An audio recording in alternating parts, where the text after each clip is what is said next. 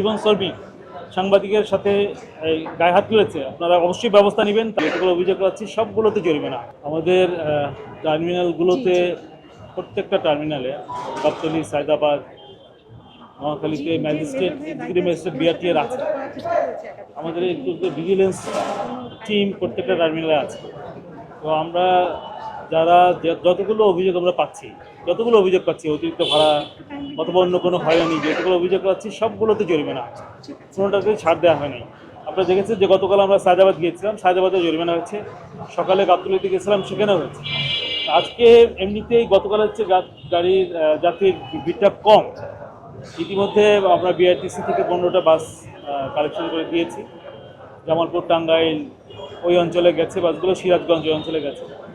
ফলে আজকে এমনিতে ভিড় কম, আমরা ধারণা করছি যে ক্রাইসিস কম, অন্য সময় হচ্ছে ক্রাইসিস কম এবং এটা কমে যাবে, আস্তে আস্তে কমে যাবে। আর মূলত আমরা ট্রাফিক পুলিশের সাথে কথা বলেছি, ট্রাফিক পুলিশ এই ঘটনাগুলো দেখছে।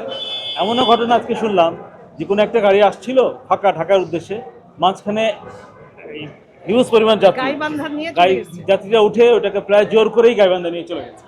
এরকম ঘটনা টুকিটাকি হয়।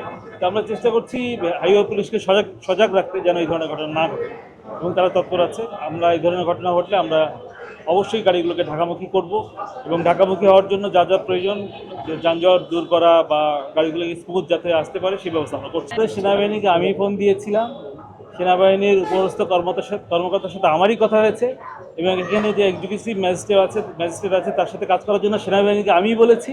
বলে সেনাবাহিনী আমাদের থেকে আলাদা কেউ না, আমরা একসাথে কাজ করি, কেউ আলাদা না। এখানে আমরা আছি, টার্মিনালের এই মালিক পরিবহনের লোকজন আছে, আমাদের লোকজন আছে, আমার ডান পাশে ম্যাজিস্ট্রেট সাহেব আছে, সবাই আমরা একসাথে কাজ করি। পুলিশের সদস্য এখানে আছেন, আমরা সবাই একসাথে কাজ করি, কেউ কিন্তু আলাদা না। এবং আমরা যে ঘটনা বলেছি ওটা একটা ইনসিডেন্ট, একটা সিঙ্গেল কেস, ওটা আসলে কমন না।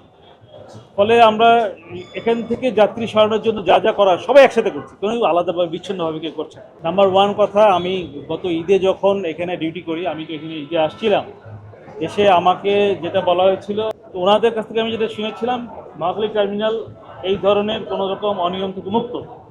ওনাদের এই কথার ভিত্তিতেই আমি এই টার্মিনালকে ঈদের পরে ঘোষণা করতাম 2টা, একটা হচ্ছে এটা বিশৃঙ্খলা মুক্ত, এবং এটা এখানে আমরা নারী নিয়ে কাজ করতে চাই।